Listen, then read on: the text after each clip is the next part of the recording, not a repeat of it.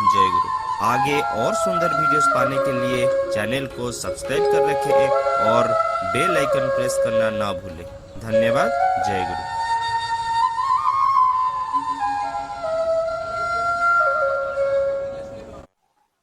वंदे लोकतिलकम सत्वरवार्तादिवसम अमरकृत्युत्साहम प्रबुद्धम लोकजीवनम प्रणय प्रमत्त जागरिपनम वंदे जीवन जीवनम सत्पुरुषम।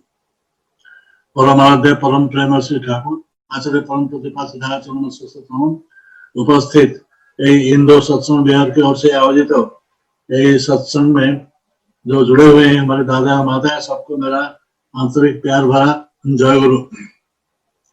आज इंदौर सत्संग बिहार का जो भूमि पूजन उत्सव और उसके साथ साथ श्री ठाकुर जी का 133वां जन्म महोत्सव मनाया जा रहा है बड़े पैमाने पर ऑनलाइन में।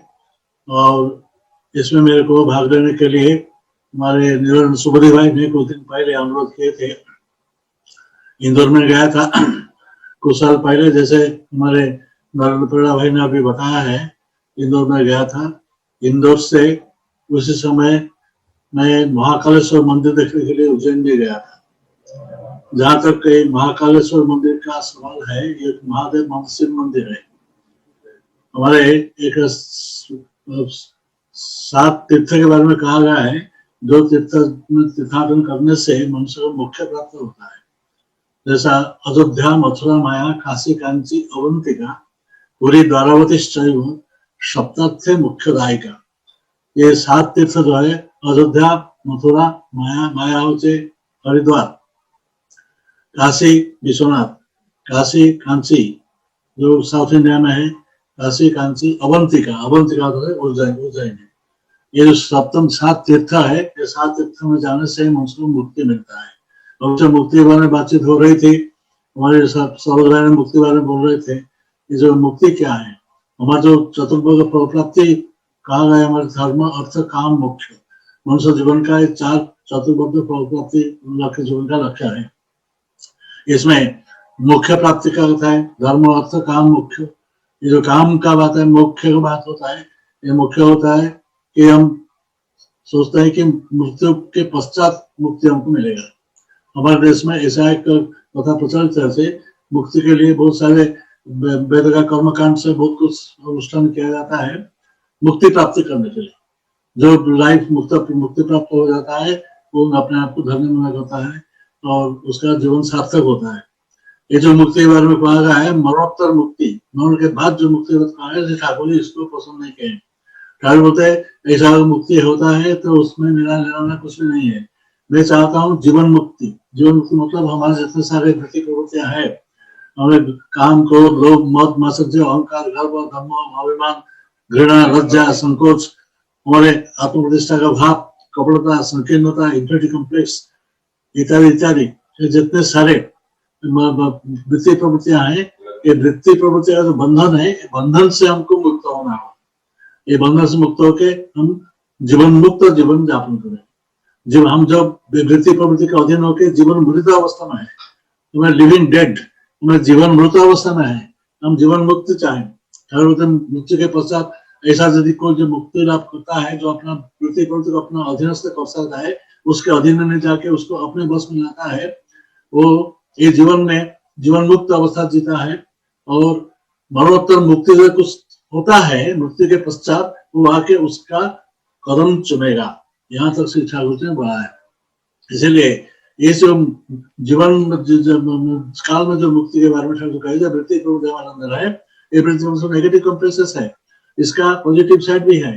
ठाकुर बोलता है कि इसका एकदम लोप होना चाहिए, इसका आवश्यकता है, प्रयोजनता है। ये जो वृत्ति प्रवृत्ति है, ये वृत्ति प्रवृत्ति को उनको बस में लाना होगा। इसका जो पॉजिटिव साइड है, जो कंस्ट्रक्टिव साइड है, जो क्रिएटिव साइड है, जो मीनिंगफुल साइड है, ये मीनिंगफुल साइड को इसको यूज करना है, तो इससे हम जीवन मुक्त हो सकते हैं। इसीलिए ये हमारे दीक्षा के बारे में कहा गया है। दीक्षा के बारे में वो कहा है कि दिव्य भाव प्रदानाच क्षणानाथ कौल्म सस्यच दीक्षति कथिता सद्भिर भवबंधन वचनात्। ये दीक्षा उद्देश्य होते भवबंधन से मुक्त करना है। भवबंधन जो हम पे वृत्ति प्रवृत्ति के बंधन में आबद्ध हुए हैं, इससे मुक्त करने का जो तरीका है, जो मार्ग है, मुक्त है, मनुष्य के अंदर दिव्य भाव का संचार करता है।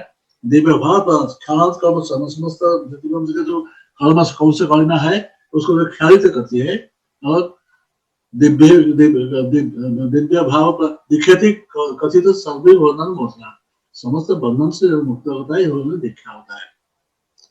तो जहां तक दीक्षा का समस्या होता है, दीक्षा का बात आता है, प्रश्न आता है, तो दीक्षा लेना पड़ता है, सदगुरु का दीक्षा लेना पड़ता है। तो जो जहां तक महाकलश मंदिर की बात है, महाकलश मंदिर शिव तीर्थ है, जो प्रसिद्ध शिव तीर्थ है, जो मुख्यदायी का कहा गया है, जो श्लोक में पहले बताया।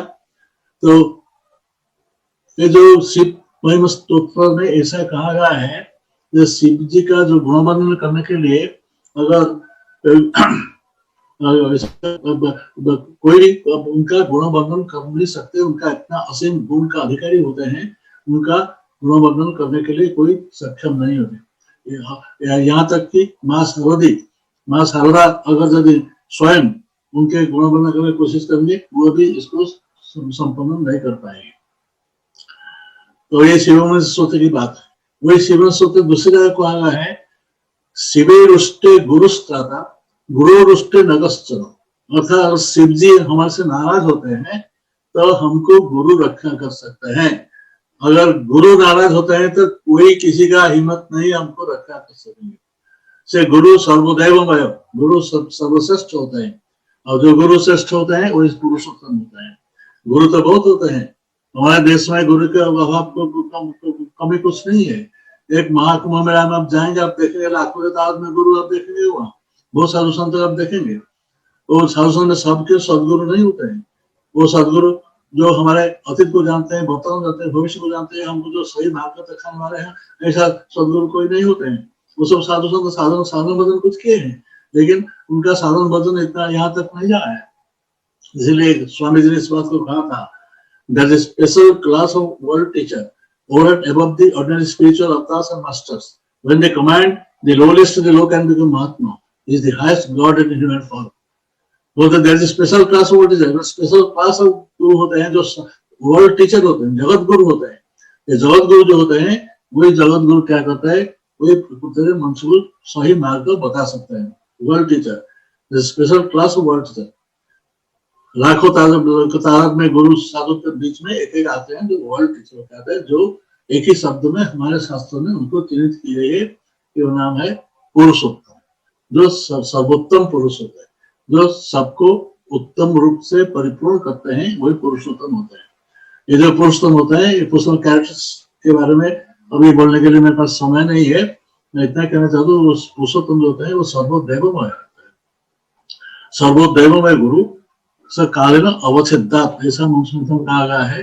जो सर्वदेवमय गुरु, जितने गुरु होते हैं, जो सब देवदेवी होते हैं, सबका आधार होते हैं पुरुषोत्तम। श्री ठाकुर जी इसको अपनी बात में बताया है, शब्द देवता समाहारे पुरुषोत्तम सृष्टि, सहज मनुष्य न रूपे करें धृति दृष्टि। सब देवता समारे, जितने 33 करोड़ देवदेवी के बारे में हम जानते हैं, वो 33 करोड़ देवदेवी का समाहार होता है पुरुषोत्तम।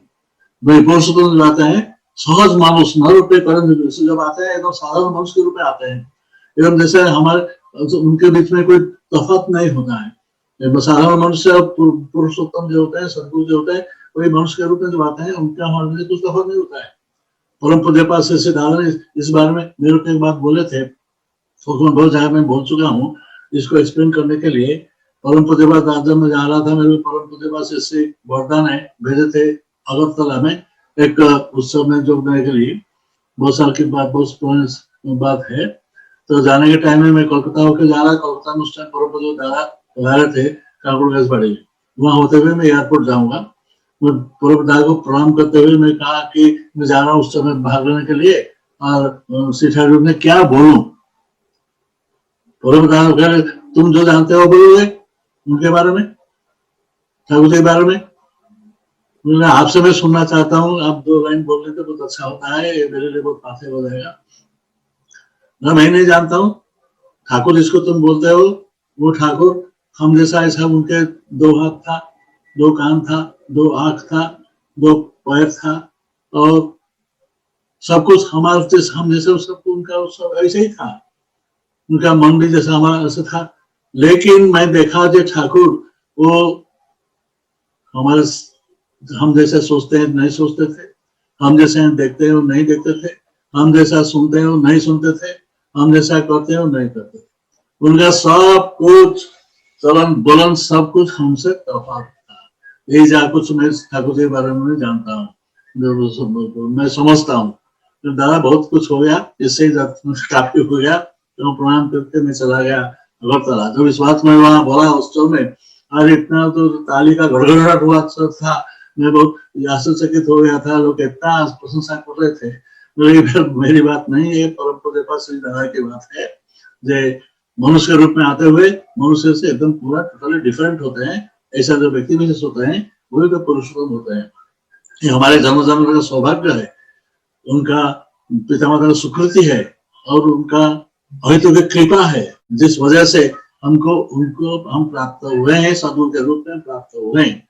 और वो दीक्षा उनको, इसीलिए दीक्षा का मतलब क्या है? दीक्षा का मतलब क्या है? जो बोलते हैं कि आखिर अंतिम समय दिखाना, जो हमारे शिवानंद भाई ने बोल रहा था, जो सत्संग आश्रम सेक्रेटरी है, छात्र पत्रिका संपादक है, जो 3 पीढ़ी सत्संगी है, जो देवघर में श्री ठाकुर जी परिवार के साथ ग्रुप गौरव से जुड़ते होते हैं, उन्होंने बोल रहे थे ये दीक्षा आखिर समय में दीक्षा लेना, बाधक वृद्धावस्था दीक्षा लेना, ये वृद्धावस्था दीक्षा लेने हमारे देश में ऐसा एक बात प्रचलित है कि धर्म कर्म ऐसा वृद्धावस्था में करना चाहिए। लेकिन धर्म का जो डेफिनेशन ठाकुर ने दे रखे हैं, वो डेफिनेशन है, धर्म क्या है? साइंस ऑफ लाइफ, जीवन विज्ञान, सुखी सुंदर संतुलित एक खुशहाली आनंदमय शांतिमय जीवन जीना होते धर्म का लक्ष्य। ये जीवन को हम क्या आखिर समय देंगे? जब हम मरने के लिए जाएंगे उस समय इस तरीके से जीवन जीना चाहते हैं। हम चाहते हैं लाइफ को इस तरीके से एंजॉय करने के लिए, इस तरीके से लाइफ हम चाहते हैं। ये लाइफ को चाहने के हमको, जब हम शुरुआत में हम जो स्टार्ट करते हैं लाइफ, उसी समय हमको चाहिए इसका प्लानिंग करने के लिए। और उसका जो प्लानिंग होता है, वो प्लानिंग का पहले स्टेप होता है, प्रोजेक्ट होता है, उसको दीक्षा लेना, सदगुरु का शरणापन्न होना, सतना मनन करना और सत्संग का आश्रय लेना, जिसको 22 वर्ष महर्षि ठाकुर जी ने श्रीमद् शतानुसूत्र में खूब सुंदर भाव से लिखे है। तो ये जैसे 5 साल में दिखा लेता है, 7 साल में दिखा लेता है, 12 साल में दिखा लेता है, इसीलिए चाइल्डहुड में इसको प्रैक्टिस करना चाहिए। ये अंतिम समय नहीं हो सकता है, आखिर समय नहीं हो सकता है। आखिर समय में हम हमारा एक बहुत बढ़िया अच्छा श्लोक है इसमें, कृष्ण स्तुतीय पद पंकज पिंजरांते अद्वैव विशतुले मानस राजहंस प्राण प्रयाण समय कफवात पित्ते कंठावृण स्मरण उदस्ते। अर्थात बोलते हैं कृष्ण, हे भगवान कृष्ण, तुम्हारे पद पंकज में मेरा राइट नाउ अभी मेरा प्राण प्रवेश करो। कृष्ण त्वदीय पद पंकज प्रांते अद्वैव विशतुले मानस, मेरा मन तुम्हारा चरणों में अभी राइट नाउ प्रवेश करना चाहिए। क्योंकि प्राण प्रयाण समय जब अंतिम क्षण होगा, जब प्राण का टाइम आ जाएगा, जब चरण बसने का टाइम आ जाएगा, उस समय क्या होता है? कफवात पित्ते कंठावृण स्मरण कुतस्ते। जब मेरा कंठ अवरोध होता है, कफ बात पीते मेरे कंठ को रुद्ध कर देता है, उस समय कुछ नहीं करता है। हमारे देश में हम देखते हैं बाधक जो होते हैं, बुजुर्ग जब डेथ हो जाता है, दादा के दीदा जब डेथ होता है, उनके पास में उनका पोता बैठ के उनको भागवत सुनाता है, लेकिन उनका कान में सुनने का शक्ति नहीं है, तो सुन नहीं पाते हैं। उनको बोलते हैं भागवत मेरे साथ लाइन दोहराओ, तो दोहरा नहीं सकते, कंपवात से उनका कंठ रुद्ध हो गया है, तो दोहरा नहीं सकते हैं। हाथ कांपता है, हाथ जोड़ने के बोलते हाथ कांपता है। इस अवस्था में धर्माचरण नहीं होता है। ये धर्म को आखिर जैसे बोलते हैं एक सटायर होता है, और कुछ नहीं है। धर्म को उपहास करना है। धर्म जो धारण करना, जो हमारे जीवन को सुखमय करना, शांतिमय करना, आनंदमय करना, जो खुशहाली एक संतुलित जीवन जीने के लिए जो धर्म है, वो धर्म यही आखिर टाइम में नहीं हो सकता है। ये बहुत गलत फहमी हमारे देश में है। इसीलिए उड़िया में एक बहुत कड़ी बात, जो उड़िया कोई उधर होते हैं तो सुनते सुनेंगे, बाल्यकाल धर्म धर्म संजीवी ए जीवन अनुष्ठित केजाने कहा आज मृत्यु काल कोई जीवन उपस्थित। बहुत मसोन इस बात को लिखे हैं उड़िया में, बाल्यकाल धर्म संजीवी, मतलब बाल्यकाल से, चाइल्डहुड से धर्माचरण करना पड़ेगा। केजाने कहा आज मृत्यु काल हो जाए, कौन समय हमारा डेथ हो हम नहीं जानते हैं। इसीलिए राइट नाउ जो हमारे हाथ में भी जो समय है उस समय से हमको धर्माचरण करना पड़ेगा, तो उनको वो सहायक होगा। बाल्य करो धर्म धर्म संचित, ये जीवन अनिश्चित है, लाइफ इज अनसर्टन, ये जीवन अनिश्चित है। केजाने कहा आज मृत्यु काल हो जाए, अभी हम मर जाएंगे। इसे ठाकुर बोलते हैं सब दिखा तो एखुनी नहीं, इष्टदाक संप्रति मरण तरण इनाम जपे काटे काल जन्म दीजिए। अगर तेरा मृत्यु योग है तो दीक्षा ले ले पहले, अगर मृत्यु योग है तो उससे मृत्यु को रक्षा करेगा।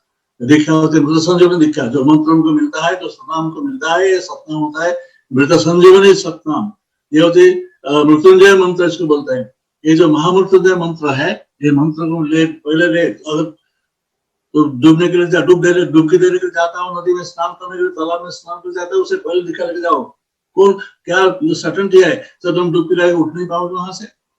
तो अगर पहले से तुम दिखा ले चुके होगे तो तुम उससे बच जाओगे। ये जो अनसर्टेनिटी है, ये अनसर्टेनिटी से अपने आप को बचाने के लिए, अपनी रक्षा करने के लिए हमको शब्द दीक्षा, जिसे ठाकुर जी ने इतने जोर देकर कहा है, शब्द दीक्षा तो एक नहीं, इष्टदार संप्रति मरण तरण नाम पे काटेगा देखिए, ये मृत्यु से तुमको रक्षा करेगा।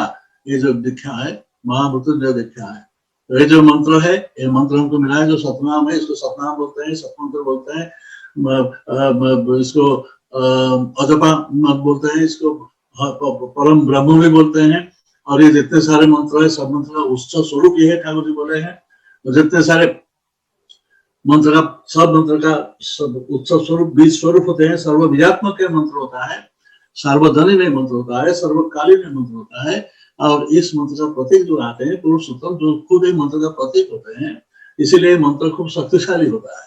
ये मंत्र हमको बहुत सारे आपद से हमको रक्षा कर सकता है। इसीलिए दीक्षा के बारे में ठाकुर जी इतना जोर दिए हैं। और परम पूज्य पास श्री दादा ने उस दिन जो कॉन्फ्रेंस में बोले थे, अक्टूबर 29 को जो ऑल इंडिया कॉन्फ्रेंस हुआ था देवघर ऑनलाइन में, उसमें 3.5 करोड़ दीक्षा के बारे में बोले। जितना दीक्षा दी जाएगी उतना लोगों को बचाने के लिए हमको ये स्कोप मिलता है। इसीलिए दीक्षा के बारे में इतना जोश से परम पूज्य दादा ने बोले 3 करोड़ दीक्षा तो हो चुका है, और 3.5 करोड़ दीक्षा देने के लिए उन्होंने कहा है।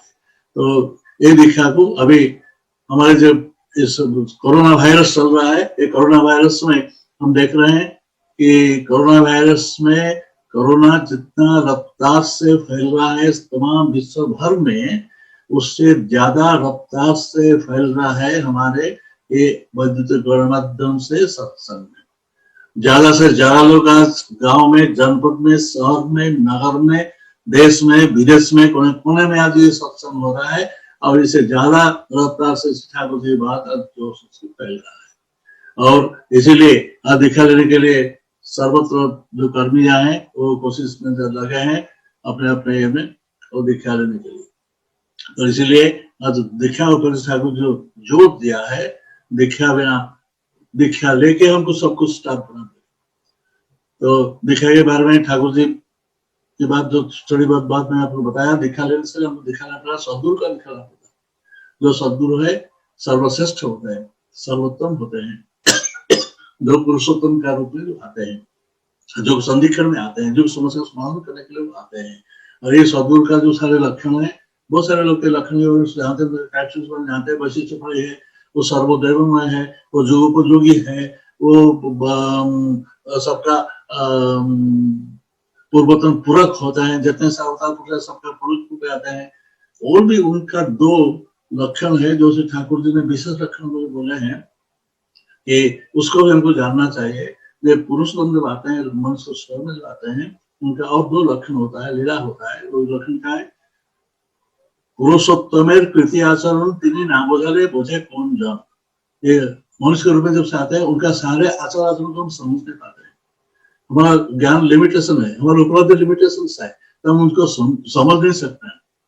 उसमें उनका लीला किस लिए क्या करते हैं, वो कारण स्वरूप होते हैं, वो जानते हैं, कारण जानते हैं, हम नहीं जानते। तो श्री ठाकुर जी एक रात में 10:30 बजे देवघर में एक दिन एक शैला माँ बोले एक महिला थी जो भावना से ठाकुर के साथ आई थी वहां देवघर में। 10:30 बजे रात में उनको 5 से अच्छा मीठा दही खिलाई, 5 से रसगुल्ला, मीठा रसगुल्ला, बड़ा साइज का रसगुल्ला बड़ा देके बनाया गया था, उनको रात में खिलाया। वो एकदम संसद चलापट पूर्ण खाली आता है। वो जो लोग जमा हो गए देखने के लिए, क्या बात है, रसमलाई ठाकुर उसको रसगुल्ला खिला रहे हैं, बुढ़ी लोग को रसगुल्ला खिलाते हैं, 500 रसगुल्ला एक दो भी नहीं होता है, और 5 किलो दही, वो सब खाली आया। सब आश्चर्य हुए, क्या है ये लीला, इसका अर्थ कोई नहीं समझ पाता। पुरुषोत्तम कृति आचरण तीन नामोधले बोधे, उनका सब आचरण को हम एक्सप्लेन नहीं कर सकते हैं, कि हमारा जो नॉलेज तो बहुत लिमिट, ऐसे बहुत सारी घटना शिक्षा लाइफ में है जिससे पता नहीं चलता है जो किस लिए क्या करते हैं। तो जो हमारे लिए कहा गया है, what is magic to the finite is logic to the infinite. जो फाइनाइट होते हैं, जो सीमित बुद्धि संभावित होते हैं, जो हमारा सीमा है, वो हमको जो मैजिक लगता है उनके लिए लॉजिक है, क्या वो कारण जानते हैं। इसलिए उनके पास मिराकल कुछ नहीं है। मिराकल इज मिरेज, ठाकुर बोलते हैं the mirage of ignorance, सोचे miracle ignorance of the cause, और कुछ नहीं है। हम कारण नहीं जानते, इसको मिराकल समझते हैं, हर जगह नहीं जानते, इसलिए हम इसका मिराकल समझते हैं। इसलिए कहने का मतलब है कि ये दीक्षा सदगुरु दीक्षा लेना चाहिए। ऐसा दीक्षा लेने से जीवन सार्थक होता है, जीवन मधुर मनोज्ञ होता है, जीवन संयत होता है, संकुलित होता है, जीवन संयत होता है, और इससे हम जीवन को भोग कर सकते हैं। शिक्षा के बारे में बहुत कुछ बात कहा जा सकता है, लेकिन टाइम बहुत लिमिटेड है। बहुत शिक्षा के बारे में बहुत सारे कॉलेज में गया है। मेरे ठाकुर जी का अशेष दया से मेरे को IIT खड़गपुर में जो स्पीच में दिया था 2009 में, उसका भी प्राय 20-25 हजार लोग उसका ऑनलाइन में सुन चुके हैं। तो जब हम यूनिवर्सिटी में गया था, BH यूनिवर्सिटी में गया था, और त्रिपुरा अगरतला में आसाम यूनिवर्सिटी में गया था, उधर सिलचर में गया था, उत्कल यूनिवर्सिटी में 1985 में उत्कल यूनिवर्सिटी में गया था। तो इस तरीके से पंतनगर यूनिवर्सिटी में गया था उत्तराखंड में, बहुत सारी यूनिवर्सिटी में और कॉलेज में जो कहा हुआ शिक्षा के बारे में, ठाकुर शिक्षा के बारे में कहा है। और जो नेशनल एजुकेशन पॉलिसी अभी स्टार्ट किया हमारे वर्तमान जो गवर्नमेंट है देश में, वो पहले उसमें बहुत सारी बात उन्होंने श्री ठाकुर जी का जो आइडियल है, ठाकुर आइडियल है शिक्षा के बारे में, ठाकुर जी माता पिता का रिस्पॉन्सिबिलिटी क्या है, बच्चा का रिस्पॉन्सिबिलिटी क्या है, छात्र का रिस्पॉन्सिबिलिटी क्या है, शिक्षक का रिस्पॉन्सिबिलिटी क्या है, हेडमास्टर का रिस्पॉन्सिबिलिटी क्या है, और हेडमास्टर और शिक्षक के बीच संपर्क क्या होना चाहिए, और उसमें समाज का रिस्पॉन्सिबिलिटी क्या है, सरकार का रिस्पॉन्सिबिलिटी क्या है, इसके बारे में ठाकुर ने डिटेल्स में कहा है। जो ठाकुर को चंद्र का शिक्षागत योग्यता, मैट्रिक भी परीक्षा दे नहीं पाए थे, जिनको सर्टिफिकेट भी नहीं मिला था स्कूल में पास करने के बाद, कंप्लीट करने के बाद सर्टिफिकेट भी नहीं मिला था, वैसे ठाकुर जी शिक्षा के बारे में उनके पास उस समय में उत्कल विश्वविद्यालय के वाइस चांसलर बहुत जाने साइंटिस्ट आए थे, उनके पास आए थे। डॉक्टर आर खान जो खालसा यूनिवर्सिटी के वाइस चांसलर थे, वो उनके पास आए थे। बहुत सारे शिक्षाविद ठाकुर के साथ आके ठाकुर का शिक्षा, डॉक्टर DS कोठारी जो जाने वाले फिजिसिस्ट थे, जो झालावाड़ यूनिवर्सिटी के चांसलर के रूप में रिटायर किए थे, वो बड़े साइंटिस्ट थे, उन्हें ठाकुर के पास गए थे। ठाकुर के साथ बात करते उन्हें इतना मुग्ध हो गया था कि ठाकुर जी किस तरीके से शिक्षा के बारे में क्या उनका चिंता है, भावना है, वो भावना कितना प्रासंगिक है और कितना जोबुजुर्ग है, वो सब आश्चर्यचकित हो जाते थे। इसलिए शिक्षा के बारे में भी बोलने का, डिटेल पे बोलने का टाइम नहीं होता है। तो अब दूसरी बात होता है दीक्षा, शिक्षा, विवाह। विवाह एक संस्कार है। ये विवाह जो है, ये विवाह हमारे 10वें संस्कार में मोस्ट इम्पोर्टेंट संस्कार है।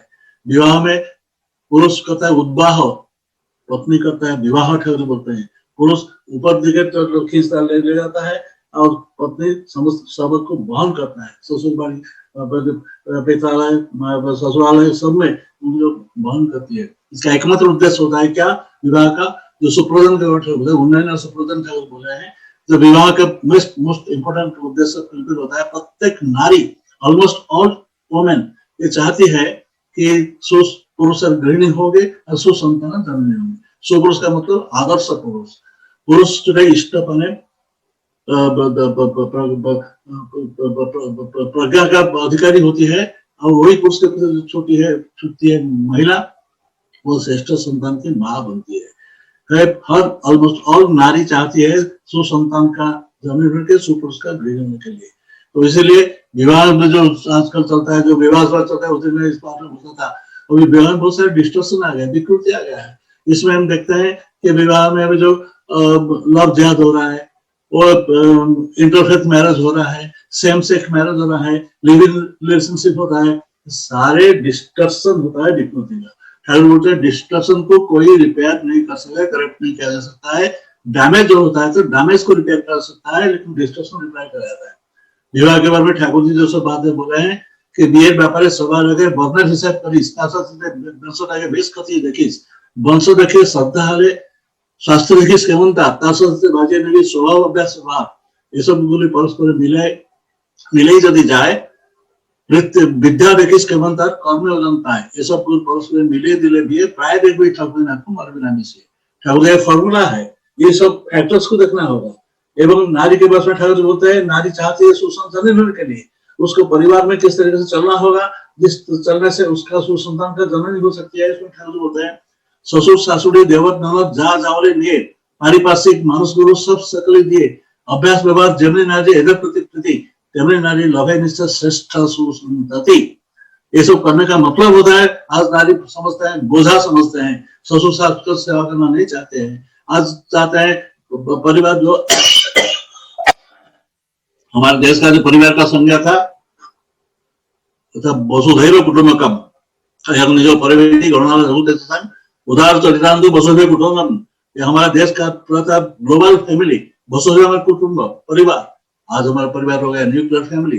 पश्चिमी सभ्यता के आंधी में फंसे हुए हैं हम, न्यूक्लियर फैमिली हस्बैंड वाइफ एक दो बच्चे बस सब परिवार हो जाता है। इससे एकाकित्व बढ़ जाता है, असहायता बढ़ जाता है, इससे मनुष्य बेसहारापन बढ़ जाता है, इससे मनुष्य टेंशन बढ़ जाता है, फ्रस्ट्रेशन बढ़ जाता है, डिप्रेशन बढ़ जाता है, उसका बहुत सारे जानलेवा बीमारी का शिकारी हो जाते हैं।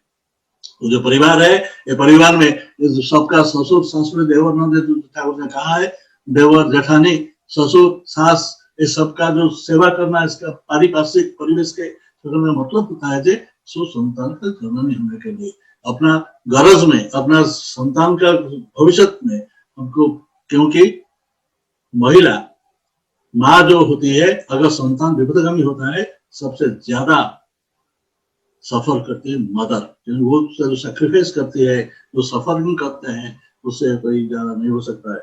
इसलिए ये समस्या का समाधान के लिए ठाकुर जी जो बात बताए हैं आज के जो फॉर्मूला वो एक मतलब व्यर्थ अभोग फॉर्मूला ठाकुर दे रखे हैं।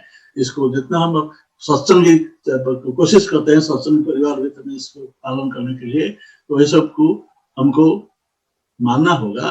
तो दीक्षा शिक्षा विवाह के बारे में ज्यादा बोलने के लिए टाइम नहीं है मेरे पास, मेरा टाइम खत्म हो रहा है, मेरा दूसरा प्रोग्राम भी होने वाला है। तो इस शब्दों से मेरा प्रबंध मैं समाप्त करना चाहता हूँ। और जो इस बात को सुनते हैं देश विदेश से इंदौर में सब दादा और माताओं को मेरा उनके कुशल मंगल के लिए हम ठाकुर के चरण में प्रार्थना करते हैं। सर्वे भवन्तु सुखिनः, सर्वे सन्तु निरामया, सर्वे भद्राणि पश्यन्तु, मा कश्चित् दुःख भाग् भवेत्। जय गुरु, वंदे पुरुषोत्तम।